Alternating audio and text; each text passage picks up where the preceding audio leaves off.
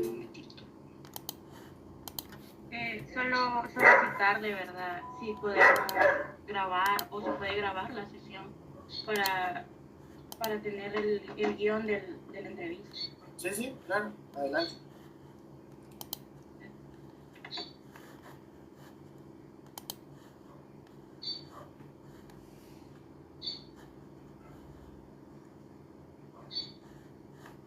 Ok, entonces voy a comenzar. Adelante. Bueno, la primera pregunta que tenemos es ¿cuáles son los principales métodos para adquirir un territorio? Ok, bueno, han variado a través del tiempo. El tema de las guerras, el tema del colonialismo también generó bastantes cambios en la forma de adquirir nuevos territorios. El sistema internacional Segunda Guerra Mundial, ¿no? El cual ustedes ya conocen, también agregó nuevos métodos para adquirir territorio. Podemos resumirlo en 7 formas. Una primera forma es un aumento, ¿no? El aumento del territorio por factores generales.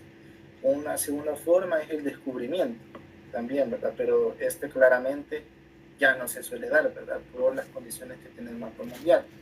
La cesión también es un método del cual un estado puede ceder territorio a otro. La conquista, ¿no? Uno de los más comunes, producto de una guerra, o ambas guerras mundiales también, pues básicamente dejaron como consecuencia la caída de imperios y la construcción de nuevos estados, ¿no?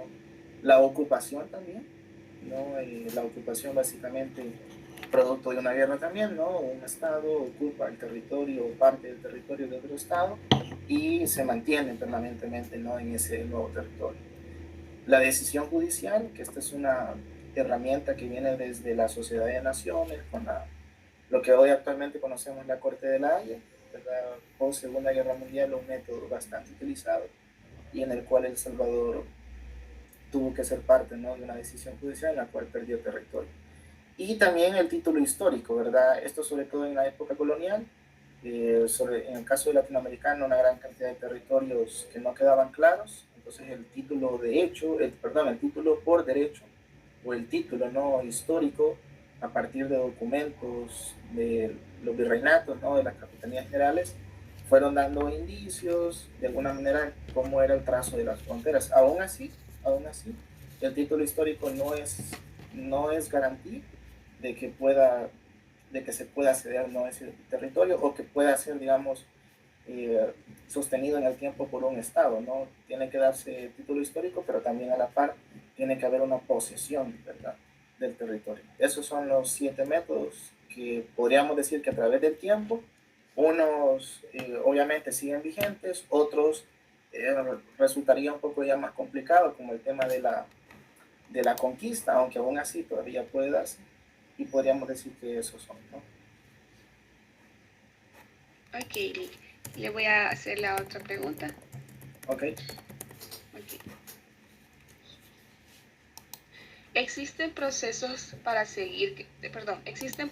que seguir para la utilización de los métodos, el judicial sobre todo?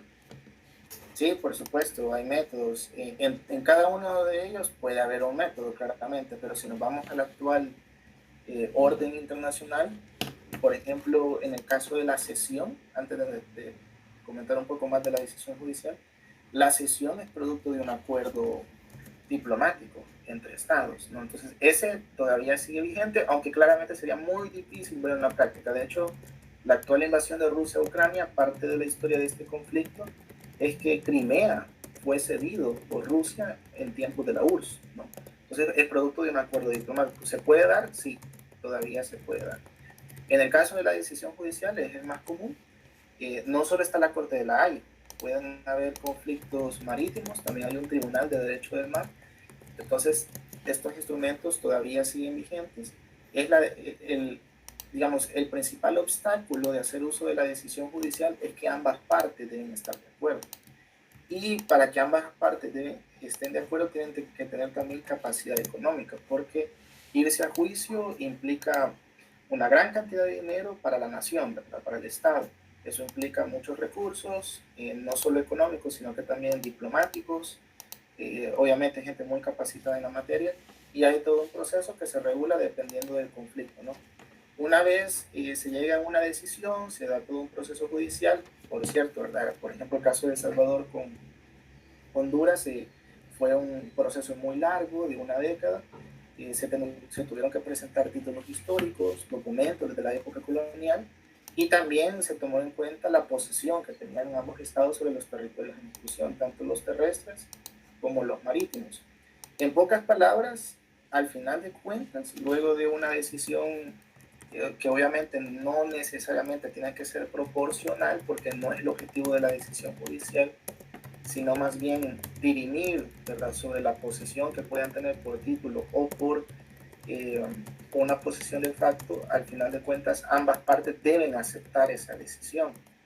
Es decir, no hay, digamos, no hay cabida a que uno de los dos estados al final decida: yo no voy a ser parte de esta decisión. Eso no se puede dar.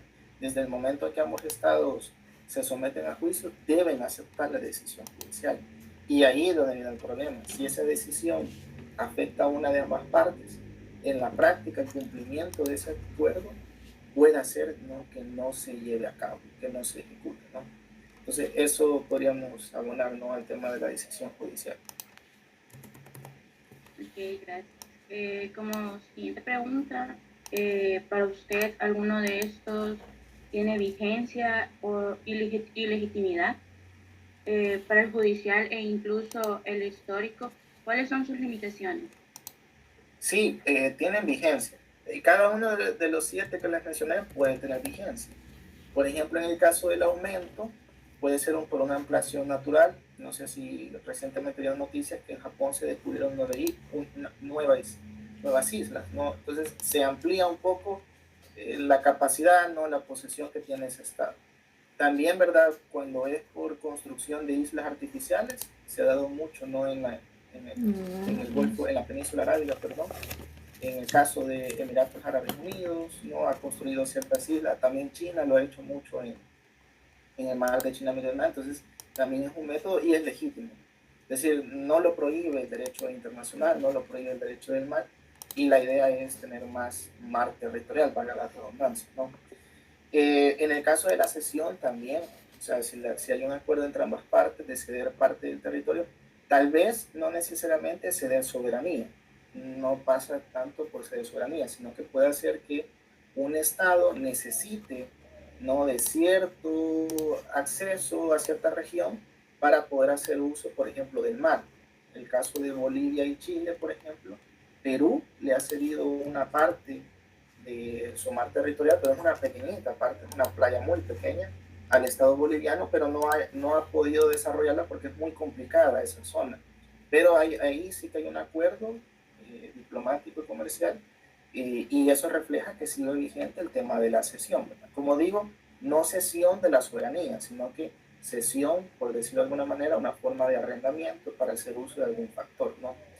En el caso de la decisión judicial y título histórico, por supuesto, ¿no? Decisión judicial más que claro, tanto en materia de la Corte de la Haya, la Corte Internacional de Justicia, el Tribunal de Derecho del Mar. También ahí podemos poner una pleca, el arbitraje. El arbitraje se diferencia de la decisión judicial porque el arbitraje, los dos estados se tienen que poner de acuerdo qué firma de abogado, qué consultora o qué empresa, ¿no?, en el campo puede fungir, ¿no?, como árbitro para solucionar un conflicto. La diferencia entre la decisión judicial y el arbitraje es que la decisión judicial no busca la proporcionalidad. Es decir, la decisión judicial se basa en hechos y en títulos históricos. El arbitraje puede ser que la idea es dirimir el conflicto, darle una solución pacífica, y eso puede en algunas ocasiones generarle que un Estado tenga que ceder, ¿verdad?, un poco, ya sea lo que está en discusión, si es territorio, si es recursos, para que el conflicto se solucione. Entonces el arbitraje trata de buscar una solución más pacífica, ¿no?, en donde ambas partes queden satisfechas, ¿no? El título histórico es parte de la decisión judicial, sigue vigente. Si un Estado hace referencia a que un territorio que está en conflicto, en constante conflicto, como puede ser las aguas del Golfo de Fonseca, el título histórico por sí no genera una consecuencia jurídica. El título histórico se tiene que hacer uso en un proceso judicial. El Salvador y Honduras pueden presentar una gran cantidad de documentos históricos que vienen de la época colonial, pero eso solo forma parte de la denuncia como Estado, forma parte del discurso. Pero para que ese título histórico pueda tener un efecto, hay que llevarlo a un proceso judicial, ¿no? Entonces sí, el título histórico sigue vigente, incluso en temas mucho más complicados que el Golfo de Fonseca, como las Islas Malvinas, hay documentos donde, según el argumento argentino, ¿verdad? España y también la corona británica aceptaban, ¿no?, la posesión de las Islas Malvinas por parte del Estado argentino. Pero eso es parte del discurso. Mientras no se lleve a un tema judicial, el título histórico es un documento más que puede ser interpretado por una de las dos partes a su conveniencia, ¿no? Eso les podría comentar. Ok, gracias. ¿Cuál es el papel que juega actualmente la diplomacia u organismos internacionales ante la toma de un territorio por cualquier medio? Sí, claro. Bueno, depende, ¿verdad?, del medio. No, pero enfoquémonos en el caso de la conquista, no la ocupación, que es el que, digamos, tiene ahorita un poco más de discusión por el tema de Rusia y Ucrania, ¿no? El tema de Taiwán también, porque en la decisión judicial, y aquí dejo cerrado en el caso de la decisión judicial, la diplomacia y organismos ahí no tienen que actuar, o sea, porque ahí ya la diplomacia ya funcionó, ¿verdad? El hecho de que los dos estados decidan irse a un proceso judicial quiere decir que están los dos conscientes de que es un arreglo producto de un acuerdo diplomático. Por ejemplo, en la historia del tema del Golfo de Fonseca y la zona terrestre en discusión entre El Salvador y Honduras, ambos estados, luego de la guerra del 69, firman un tratado, ¿no?, el Tratado de Paz de Lima, Perú, allá por el 80, y ahí se establecía que si no se llegaba a un acuerdo, producto de una comisión bilateral que crearon, ambos estados estarían de acuerdo en llevar el proceso, ¿no?, a una instancia como la Corte Internacional de Justicia.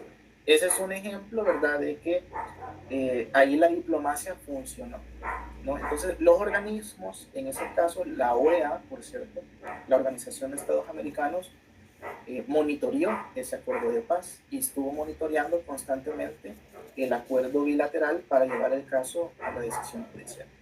En concreto, ¿verdad?, la diplomacia de organismos básicamente es lo que antecede el acuerdo diplomático que los estados aceptan para irse a la Corte Internacional de Justicia o al Tribunal de Derecho del Mar, ¿no? Pero en los que sí están en discusión, ¿verdad?, en materia diplomática y de organismos, claramente hoy en día es la conquista y la ocupación, ¿verdad? Estamos hablando del caso de la invasión de Rusia a Ucrania. En ese caso, la diplomacia, los organismos internacionales como la Organización de Naciones Unidas, lo que hacen generalmente es presionar, ¿no?, diplomáticamente por medio del uso de instrumentos que ambas partes en su momento han aprobado, como son resoluciones de la Asamblea General de la ONU. Bueno, el hecho de que Rusia sea miembro permanente del Consejo de Seguridad y haya sido uno de los aliados, ¿no?, en todas estas conferencias para crear la ONU. Rusia es uno de los países, de tantos, que han aprobado estas distintas resoluciones, como puede ser la misma Carta de la ONU, repito, y las resoluciones enfocadas en el respeto, ¿no?, a la soberanía, en el respeto a la autodeterminación de los pueblos, en el respeto a no interferir en asuntos internos. Estos tres principios de derecho internacional público han sido violentados por el Estado ruso. ¿Por qué estoy mencionando todo esto, verdad? Precisamente, ¿verdad?, lo que hace la diplomacia, y en este caso el organismo que son las Naciones Unidas, empieza a presionar diplomáticamente. ¿Cómo presiona diplomáticamente? A través de la Asamblea General de la ONU. Hace unas cuantas semanas, creo que fue hace 15 días exactamente, la Asamblea General de la ONU aprobó una cuarta resolución, si no estoy mal, ustedes me corrigen, donde volvió, ¿no?, a reiterar, ¿no?, que la Federación Rusa ha violentado estos principios que mencionamos, ¿no?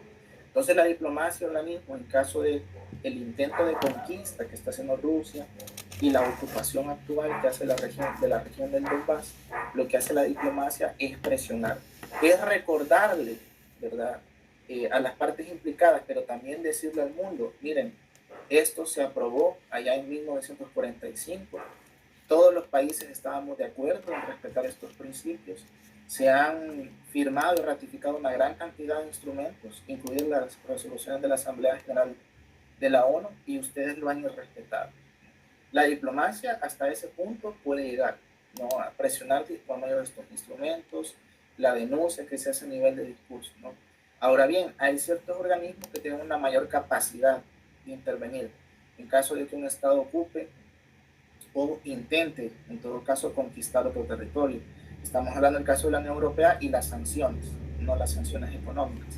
Eso ya es un paso más, digamos, más importante, o sea, tiene mayor influencia y puede, obviamente, repercutir en el conflicto. Y estamos hablando de políticas económicas que tienen distintos estados, en este caso ya como organización, la Unión Europea, en donde sancionan a través de bloquear, ¿verdad?, ciertas exportaciones a la Federación Rusa, ¿no?, que pueden afectar su producción interna. También, por ejemplo, el bloqueo bancario, ¿no? Muchas personas de Rusia ya no pueden hacer uso de los bancos de la Unión Europea, tampoco no pueden viajar a países de la Unión Europea. Hay sanciones también de el uso del espacio aéreo también. Entonces ya hay un conjunto de sanciones que sí repercuten, y la idea es, de alguna manera, tratar, ¿no?, de que en este caso el Estado ruso se sienta un poco culpable, ¿no?, y obviamente no hay moral en esto de las relaciones internacionales, pero que pueda pensar, ¿verdad?, las próximas acciones que puede tomar en el terreno militar, ¿no? Entonces, por ahí, digamos que está la intervención de la diplomacia y los organismos. Otro ejemplo que les puedo agregar también es la OEA. Rusia era un miembro observador de la OEA, y el año pasado la OEA dijo que expulsaba a Rusia, ¿no?, es decir, le quitaba ese supuesto privilegio como Estado observador de la OEA, porque la OEA, sus principios son democracia, derechos humanos, independencia judicial, Estado de Derecho, eso ustedes ya lo saben, ¿verdad? Entonces la OEA, el ejemplo, lo que quiere dar de ejemplo es de decir a los países latinoamericanos, miren, todos ustedes, ¿verdad?, se supone que han aceptado estos principios.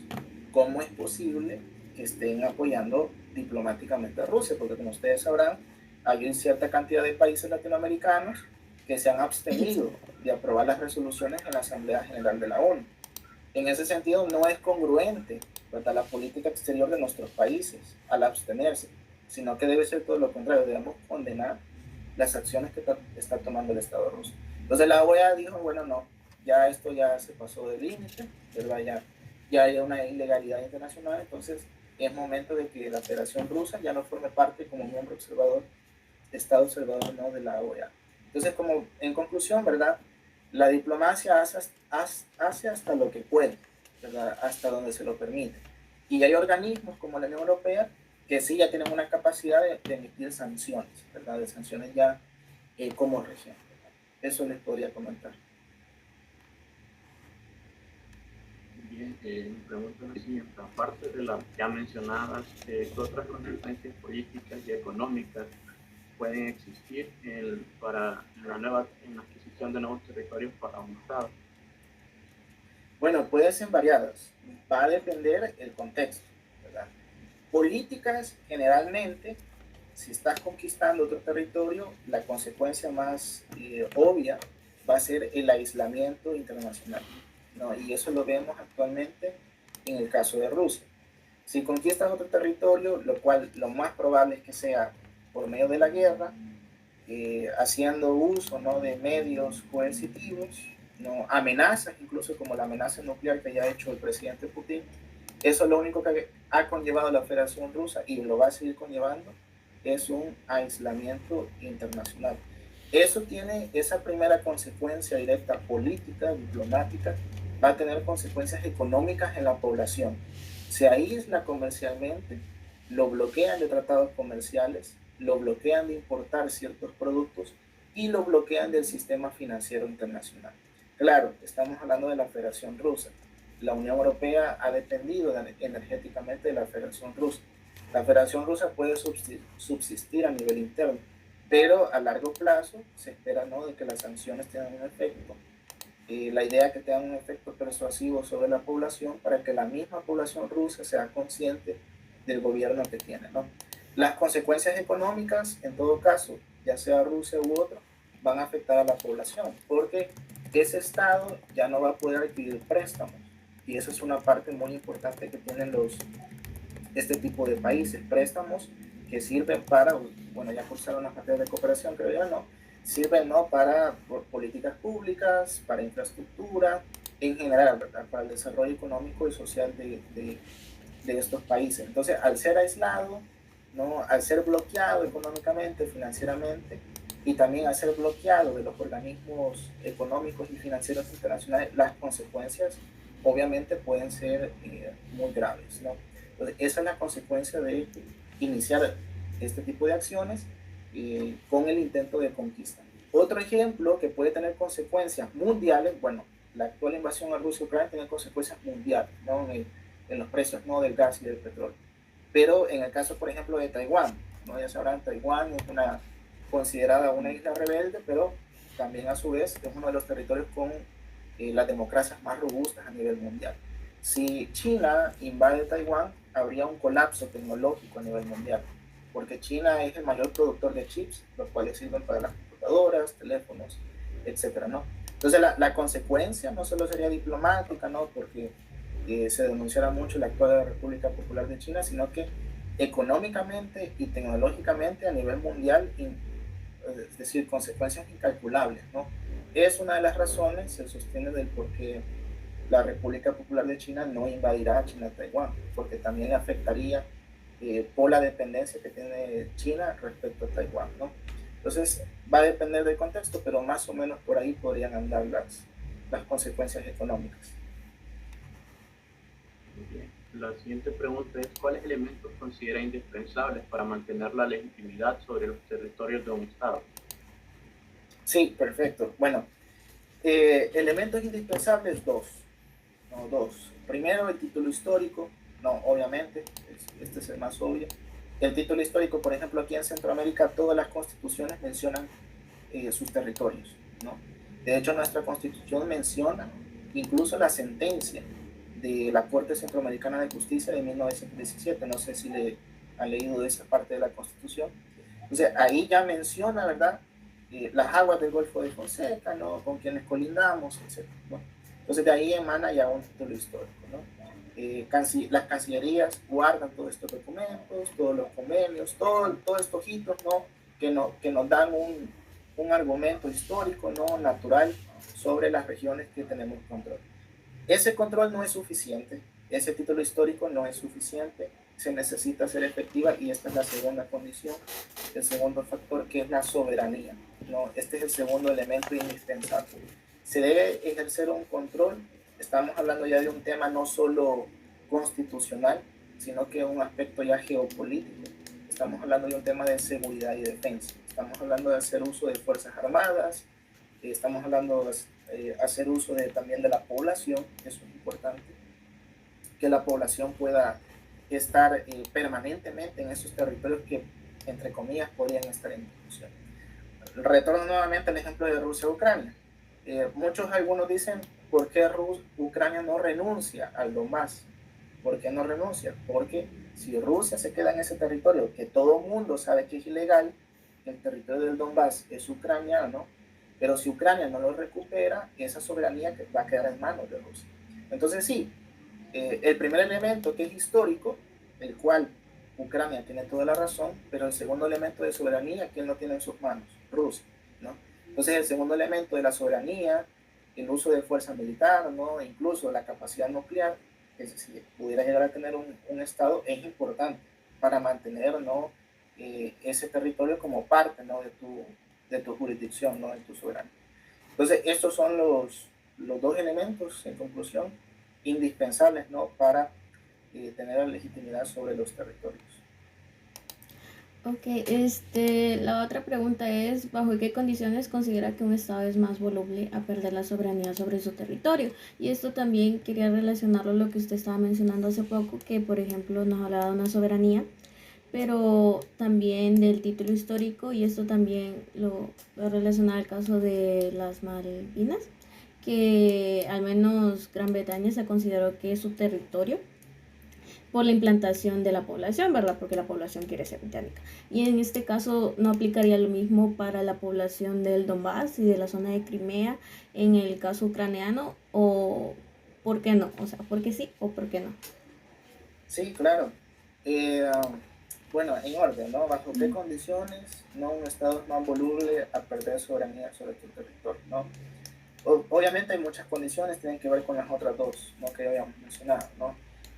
Si ese título histórico no se protege, hay una debilidad, ¿no? Si el Estado no tiene una fuerza armada, no una fuerza naval, si sea más territorial que se tenga que defender, ¿no? O una fuerza aérea también, entonces es voluble a perder esa soberanía, ¿no? Esas dos condiciones se mantienen. La otra condición que tú mencionas, efectivamente, es el tema de la población. Esa es muy importante. Si un Estado no es capaz de mantener una población nativa, no, sobre ese territorio, puede entrar en discusión su soberanía, ¿no? El caso de las Islas Malvinas es muy único en el mundo, porque geográficamente, históricamente, la mayoría de expertos coinciden que son argentinas. Pero ya en materia de soberanía y en materia de población es británica. Y así lo seguirá siendo. Los británicos lo que han hecho, aparte de mantener la población, ¿no? Es que también les han dado ciertos tratos económicos y financieros favorables. En las Islas Malvinas no solo viven británicos, ahí viven incluso chilenos y argentinos. Los mismos chilenos y argentinos que residen ahí no quieren que las Islas Malvinas sean parte de Argentina. Tiene que ver mucho con la economía. Argentina es un país ahorita muy complicado por el tema de la inflación, y las Islas Malvinas parece que es otro país, aunque está a unos kilómetros, ¿no? de la plataforma continental argentina, ¿no? Entonces, esa condición, ¿no? de la población hace que sea más robusta la manera en que ese Estado pueda defender ese territorio que aparentemente o históricamente ha estado en discusión. Trasladándolo, ¿no? al caso ucraniano, ¿no? es digamos, un poco distinto, ¿no? Porque en Ucrania esa parte del Donbass es producto de la Guerra Fría, ¿no? Todos estos procesos de industrialización, los rusos tomaron decisiones de que parte de su población debía migrar a distintos países que conformaban la URSS. De hecho, Chernóbil, no sé si han visto la película Chernóbil, la mayoría de los que residían en Chernóbil no eran ucranianos, eran rusos, ¿no? Formaba parte de esa lógica, ¿no? Pero cuando se desintegra la URSS, la misma Federación Rusa reconoce las fronteras, ¿no? Es decir, hay un título ahí histórico que la misma Federación Rusa reconocía las fronteras, por eso es que es ilegal, no se trata de defender a Ucrania, es que es ilegal desde todo punto de vista. Entonces, ahora en día, el objetivo de Rusia claramente es adoptar un argumento que viene desde el nazismo, por cierto, la geopolítica nace con el nazismo. Los nazis utilizaban el argumento del pueblo germánico. El pueblo germánico no solo era Alemania, era parte de Austria, de Hungría, parte de Dinamarca. Ellos aducían que había un gran pueblo germánico en Europa. Y fueron estos países que intentaron invadir y ocupar y conquistar y no lo obtuvieron, ¿no? Claramente. Entonces, el argumento ruso es muy similar, ¿no? A la época del nazismo. Queremos volver a tener el control sobre aquellas regiones que tengan un origen ruso parlante. Pero eso, hasta cierto punto, aparte de que es ilegal, es decir, el derecho internacional no reconoce de que porque tengas nacionales en otros países lo vas a invadir, ¿verdad? Y ese territorio va a ser parte tuya. Aparte de ese argumento, aquí realmente lo que sí importa es la ocupación militar, ¿no? Eso es lo que, digamos, ha hecho a Ucrania ser más voluble a perder ese territorio. Es en sí la ocupación. No es tanto si la población que ahí reside es ruso parlante o no, sino que es la ocupación militar. Si la ocupación militar, no, esa famosa operación militar que denomina Putin, se retira, Ucrania va a volver a controlar ese territorio y no le va a interesar si son rusos o son ucranianos. Lo que interesa es que las fronteras se restablezcan, ¿no? Abonado a ello, en el resto de países, en Bielorrusia, los países que conformaban la URSS, ¿no? Los bálticos, ¿no? Estos países, bueno, Moldavia está por ahí, ¿no? todos estos países la población tiene miedo de la Federación Rusa, porque en todos estos países hay población que es origen ruso. O sea, hay un miedo de que se utilice este argumento de invadir, ¿no?, nuevamente lo que formó parte de la URSS. Entonces, lo que va a hacer, digamos, un poco voluble estos países, no sería tanto la población, repito, sería la debilidad como en materia de seguridad y defensa. Entonces ya ahí entramos a otro tema más que se sale del área jurídica, ¿no?, y tiene que ver más con geopolítica, ¿no? Entonces creo que por ahí estaría la respuesta, ¿no? No sé si te la respondo. Sí, también, bueno, de esto estábamos hablando en las últimas clases con el licenciado Coto, y es la situación de la Isla Conejo, ¿verdad? Que él nos explicaba que es importante que tanto el gobierno salvadoreño tenga a sus militares cerca, y igualmente para Honduras, ¿verdad? Obviamente es un estado de ven y van. Pero usted, ¿cómo ve a su perspectiva la condición de jurídica, de soberanía territorial y de dominio sobre esta isla por parte del Estado salvadoreño y del hondureño de aquí a unos 5 o 10 años? Bueno, es una pregunta muy, muy compleja, ya había leído las preguntas, ¿no? El problema, usted creo que bueno, de hecho, no sé si vieron geografía conmigo, no me acuerdo, pero ahí lo menciono un poco, y me imagino que en otras materias, en esta otra vez lo van a retomar. El grave problema es que la sentencia del 17 decía que era una mancomunidad, es decir, los 3 países ribereños debían respetarse su mar territorial. Pero el problema de ese mar territorial es que se entrelazan, ¿verdad? Y cuando se entrelaza ese mar territorial entre la punta de El Salvador, no, allá por Conchagua, y la punta nicaragüense, ahí bloquean el paso, ¿no?, de un posible paso, ¿no?, oceánico hacia el Pacífico por parte del Estado hondureño. Entonces nosotros le cerramos, ¿verdad? Eso es legalmente hablando, ¿verdad? El problema es, bueno, denme un segundo, perdón, se me cerró la cámara, no sé por qué. Terminando, ¿no?, para no interrumpir la idea, terminando, el problema luego de la sentencia del 92 es que ese tema lo dejó inconcluso, ¿no? Recomendaba, ¿verdad? Recomendaba que El Salvador y Nicaragua, que había sido parte observadora durante el juicio, pudieran ponerse de acuerdo para darle una salida al mar a Honduras. Entonces el problema para los hondureños, es decir, la molestia hondureña, es que la sentencia, ¿no?, si bien ellos obtuvieron más territorio en los bolsones, en la parte terrestre, en la parte marítima también ganaron un poquito de territorio, ¿no?, en esta zona del oriente de nuestro país, es que no nos obligó, ¿no?, como Estado salvadoreño, a darle, ¿no?, esa salida al mar. Ese es el problema estructural, ¿no? Y ahí está el tema de la Isla Conejo, que ustedes ya han visto que la Isla Conejo no le da salida al mar a Honduras, aunque ellos la controlan, sino lo que pasa es que está un poquito próxima a esta zona que ellos ganaron, ¿no?, que era el último bolsón que se ve ahí en la zona de la Unión, que a través de este río, ¿no?, el río Huascorán cambió su curso, ¿no?, y eso les fue cediendo un poquito más de territorio. Creo que esa parte, ¿no?, ya le han dado lectura, ¿no? Ese es el problema estructural. La Isla Conejo en sí no da nada, o sea, literal, no da nada, no da salida al mar, le da un poquito más de mar territorial a Honduras, pero no es un gran cambio significativo, ¿no?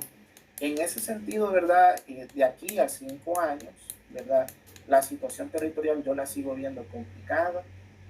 Hay un problema humanitario, es decir, hay un amedrentamiento por parte, esto está documentado, de la Fuerza Naval Hondureña hacia los pescadores salvadoreños. Eso se ha dado desde los años 90.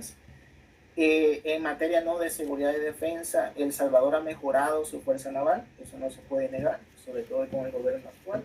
En materia de seguridad podremos tener discusiones o no de la forma, pero sí que ha habido digamos, una mejora del equipamiento de las Fuerzas Armadas, de la Fuerza Naval no ha sido la excepción. Se ha combatido más el narcotráfico, al menos en datos oficiales del gobierno, así lo ha sido, ¿verdad? No sé si hay datos que discrepan, pero los datos oficiales indican que sí. Pero ya a nivel bilateral respecto al tema, es decir, la pregunta, ¿qué hacemos con este tema con respecto a Honduras? ¿Qué va a pasar? la respuesta tiene que ver mucho con la política interna de los estados, ¿no? Y lo ponemos en perspectiva. El Salvador va camino a la reelección presidencial, ¿no? Es decir, todo lo de El Salvador, si ustedes se fijan, ha girado en torno a nuestra política interna y cómo el presidente entra en conflicto con la comunidad internacional, ¿verdad? Producto de lo que sucede a nivel interno, sobre todo Estados Unidos y la Unión Europea. Si ustedes se fijan en los casi 5 años ya de gobierno del actual presidente, ¿cuántas veces se ha tocado el tema del Golfo de Fonseca? Ninguna, ¿verdad? Ninguna. Porque podríamos teorizar que no es conveniente, no le conviene a él entrar en esa discusión, porque su nivel de popularidad es tan alto que no se va a arriesgar a entrar a un tema que está congelado para que baje o para que suba. Es un riesgo innecesario, ¿no? Por otra parte, Honduras está peor, un país más pobre, más inseguro, con más problemas de desarrollo. Si bien nosotros estamos mal, ¿verdad? La situación está mal todavía, pero digamos que estamos un poco mejor en seguridad, hay más turismo. Entonces hay como una pequeña esperanza, ¿verdad? Aunque haya reelección, hay una esperanza que el país va mejorando poco a poco, ¿verdad? Pero en Honduras eso no, ni siquiera hay esperanzas de eso. En Honduras vienen de un golpe de Estado del 2009, el expresidente se reeligió una vez, lo extraditaron, ¿verdad? Como ya sabrán. Hay un nuevo gobierno y es un nuevo gobierno también muy incompetente. No es un gobierno caracterizado por la eficiencia, a lo cual nosotros creo que a Bukele sí le podemos otorgar eso, un poquito más de eficiencia en materia de seguridad y en materia también de infraestructura, ¿no? Todos estos proyectos que ustedes han visto que se están haciendo, ¿verdad? Entonces creo que a nivel interno, esa es la respuesta concreta. A nivel interno, los países van a estar tan preocupados por su agenda interna que no creo que el tema se pueda tocar a nivel de discurso, ni mucho menos a nivel diplomático, y todavía, aún más lejos, el hecho de decir vamos a llevar este asunto a una decisión judicial, ¿no?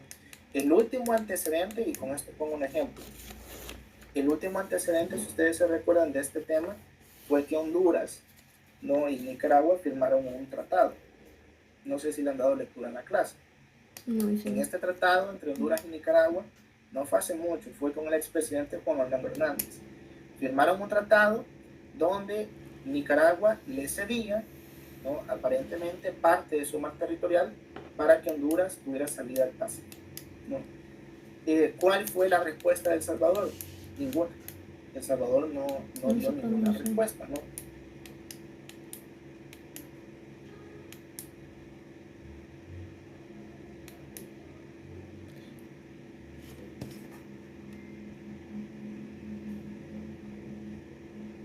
Creo que ya no se le escucha, Lee.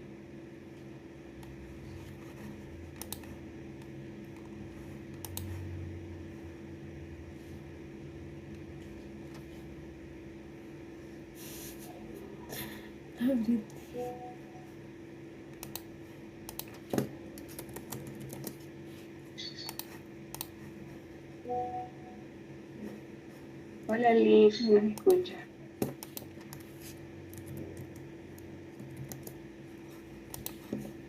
Se le abre el cañón. Bueno, Va, que está. Ahí está, ahí está. Creo que me desconectó el internet. Un ratito. un ratito. Bueno, pero no se me desconecta ahorita. Bueno, siguiendo con la idea para que no se pierda, les decía que el último antecedente era un tratado entre Honduras y El Salvador. No fue hace mucho, fue el año pasado, cuando todavía estaba el presidente Hernández en Honduras. Aparentemente el tratado le daba acceso del lado del nicaragüense a la salida al Pacífico para el estado hondureño. El Salvador no hizo nada y creo que fue lo más acertado, no hacer nada. Porque no, si El Salvador no quiere ceder, no quiere ceder y ya, y punto. No tenía por qué, digamos, decir algo que no le competía, ¿no? Le competía el estado nicaragüense, ¿no? ¿Por qué hicieron eso los hondureños y nicaragüenses? Aquí les podría explicar más, pero me tardaría más tiempo. El punto es que no tuvo efectos, ya, no tuvo efectos en la salida del mar, porque luego extraditaron al presidente Juan Orlando Hernández al cabo de unos meses. Entonces, ese tratado ha quedado inconcluso, ¿verdad? Entonces, ese fue el último antecedente. No sucedió nada más. Luego Honduras cambió de gobierno, no ha vuelto a mencionar este gobierno hondureño el tratado.